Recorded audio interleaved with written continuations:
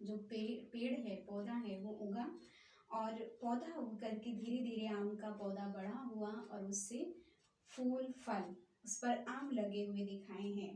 और जो मनुष्य है, जो आम का मालिक है, पौधे का मालिक जो है जिसने लगाया था, वो देख रहा है कि आम लग गए हैं इस पौधे पर, तो कितना खुश हो रहा है। इधर हम देख रहे हैं कि एक भाई हैं जिन्होंने केले का पौधा बोया है। तो केला का जो पौधा बोया है वो धीरे धीरे पौधा बड़ा होकर के उस पर केला ही लगे हुए दिखाए हैं, यानी केले का ही पेड़ हुआ है। कभी ऐसा हुआ कि हमने बाजरे का बीज बोया हो या गेहूं का बीज बोया हो, उसमें से धान उग गए हो या फिर ज्वार उग गई हो, ऐसा कभी नहीं हुआ। हम छोटे छोटे फुलवारियों के भी पौधे बोते हैं, गमलाओं में लगाते हैं। आजकल खेतों में नहीं कोई खेतों की जानकारी है तो अपने घर में तो सभी फुलवारी वगैरह, पौधे वगैरह सभी बोने का शौक है, लगाने का शौक है।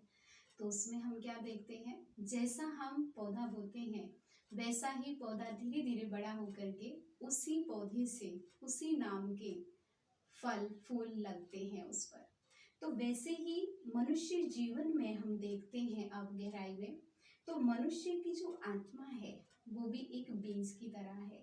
जैसे पौधे का जो बीज था उससे पूरा ज्ञान बीज में समाया हुआ था कि पौधा कितना बड़ा होगा, फल कैसा निकलेगा, अच्छा निकलेगा या कैसा निकलेगा, वो बीज में अंदर भरा हुआ था। वैसे ही मनुष्य प्राणी जो है, मनुष्य जीव आत्मा है, तो जीव आत्मा की जो आत्मा है शरीर के अंदर जो शरीर को चला रही है, इस शरीर के अंदर ही आत्मा में सारा सार छिपा हुआ है मेरे जीवन का कि आत्मा कैसी होगी। और आत्मा मनुष्य जीवन धारण करके उसका पुण्य पाप मेरे जीवन में किस रूप में सामने आएगा, यानी लक्षण दिखाई देंगे। तो हमारी आत्मा जो होती है, जब मनुष्य कोई शरीर छोड़ता है तो हम यही कहते हैं कि फलाना चला गया।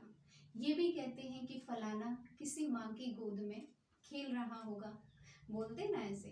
तो माँ की गोद में खेल रहा होगा, यही तो हमने सुना। और ये भी कहा कि आज उसने अपनी कमी कहीं पर पूरी कर दी होगी, यानी मेरे यहाँ से चला गया, मेरे से अच्छी कोई माँ मिल गई होगी, या फिर भगवान को उसकी जरूरत कहीं और होगी।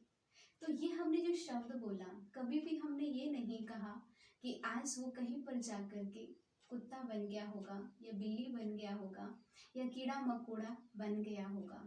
हाँ, कभी कभी इंसान बोलता है पता नहीं वो कहाँ जाएगा, कीड़ा मकोड़े पता नहीं क्या बनेगा। लेकिन प्राणी अगर ध्यान करे, इंसान अपनी ही बातों में, सामाजिक बातों में ही गौर करे, तो समाज ही हमें ये सिद्ध कर देता है कि मनुष्य मनुष्य का ही जन्म लेता है, वो किसी और जीव जंतुओं में, पशु पक्षियों में नहीं जाता है।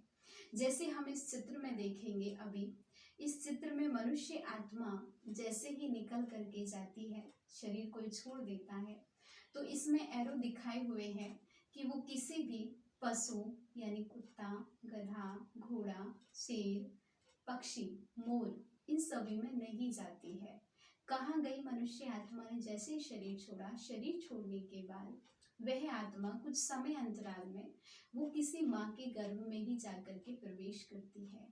हाँ, यह हो सकता है अगर उस आत्मा के कर्म अच्छे नहीं है तो क्या मिल सकता है उसको, किसी गरीब घर में जन्म मिलेगा, या फिर उसको कष्ट के रूप में, उस पापों की सजा के रूप में शरीर तो मिलेगा, लेकिन शरीर अपाहिज है, कोई अंग है नहीं, कोई अंग से वे क्या है, तरस रहा है कि आज मैं पूरी रीति से, मेरे आज हाथ अच्छे होते तो मैं भी बहुत अच्छा कार्य कर सकता और कुछ नाम वाला कर सकता था। आंख से लाचार होते हैं, कई जन्म से होते हैं, कई थोड़ा सा बड़ा होकर के बच्चे का एक्सीडेंट हो जाता है, और एक्सीडेंट होते ही उसका हाथ खराब हो जाता है, और हाथ पूरा इलाज करवाने के बाद भी, हॉस्पिटलाइज कराने के बाद भी उसका हाथ पहले जैसा नहीं होता है। तो यानी जिंदगी पूरी पड़ी हुई है अभी। तो मनुष्य क्या कहते हैं कि पीछे के पाप कर्म का ही कोई फल है जो आज इस रूप में भुगत रहा है। तो इसका मतलब कि पीछे के पाप कर्म का फल है। तो या कि मतलब कि आज जो मनुष्य का जीवन है, इस जीवन में भी पीछे के पाप अभी भी चल रहे हैं, पुण्य भी चल रहे हैं। तो ये तो नहीं कह सकते हम कि 84 लाख योनियां भोग ली और एक मनुष्य का जीवन मिला है तो इसमें कोई दुख, संकट, कलह, कलेश नहीं होगा। ऐसा नहीं है। हमारे टोटल 84 जन्म होते हैं और उन 84 जन्मों में से अब ये लास्ट का, कलयुग के अंत का लास्ट का जन्म जो होता है, जब स्वयं परमपिता परमात्मा इस धरती पर आते हैं, तब उस मनुष्य आत्मा को जागृत करते हैं। सबसे पहले उसको इंसान बनाते हैं। आप कहेंगे कि सभी इंसान ही तो हैं, लेकिन दुनिया कहती है कि इंसान बन जा इंसान। जब कोई मनुष्य गलत काम कर रहा होता है, गलत चलन चल रहा होता है, तो यही कहते हैं उसको कि इंसान बन जा इंसान। तो इसका मतलब कि वो कोई पशु के तुल्य जीवन यापन कर रहा है। तो इसका मतलब कि मनुष्य बनने के लिए क्या जरूरी है?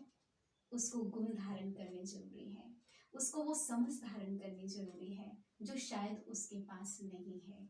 इसलिए भगवान आकर के हमें इस कलयुग की दुनिया में से ही हम बच्चों को सिलेक्ट करते हैं। तो इंसानियत से जीना सिखाते हैं पहले, फिर इंसान जब हम बन जाते हैं, जैसे कहते हैं ना, छोटे से छोटा जो जीव है, चींटी, चींटी से भी और छोटी जीव है। हम चेक करें कि हम पहले ऐसे थे, फिर धीरे धीरे जब हमें थोड़ा ज्ञान होगा तो हम चींटी के समान बने, फिर उससे भी और थोड़ा ज्ञान होगा और समझदारी होगी तो हम चीटा बनेंगे, यानी चेटा बनेंगे। फिर उससे भी और थोड़ा बुद्धि विकसित हुई और ज्ञान हमने लिया तो और उससे बड़े जीव बने, यानी तुलना की गई है। बाकी हम उन योनियों में उस जीव को हम वैसी योनि धारण नहीं करते, लेकिन मनुष्य को सर्वश्रेष्ठ प्राणी कहा है क्योंकि उसके अंदर तुलना करने की, निर्णय लेने की, अनेक जीवन में श्रेष्ठ कर्म करने की सामर्थ्य शक्ति है जो किसी और जीव में नहीं होती है।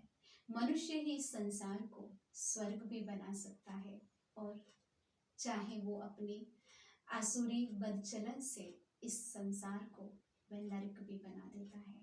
लेकिन परमात्मा ने उसकी अच्छाइयों को कलयुग के अंत समय में जब वो अपनी धर्म और कर्म से गिर जाता है तो तब भगवान स्वयं आकर कलयुग अंत में उस आत्मा को फिर से देव तुल्य बनाते हैं और देवता बनाते हैं।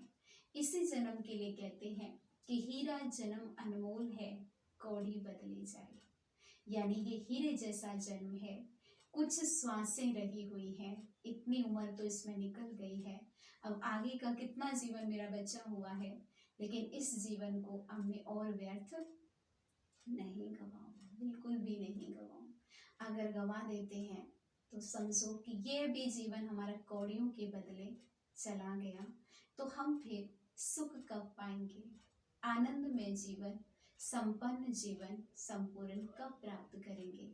तो इसलिए जो दुनिया ने हमें डराने की कोशिश करी कि अच्छे कर्म नहीं करोगे तो कीड़ा मकोड़े, गधा घोड़ा ये सब बनोगे, हमें वो बनने की जरूरत नहीं, आवश्यकता नहीं। हम डरे तो नहीं, लेकिन हमने ये जरूर पक्का कर लिया कि हम ये सब बनेंगे।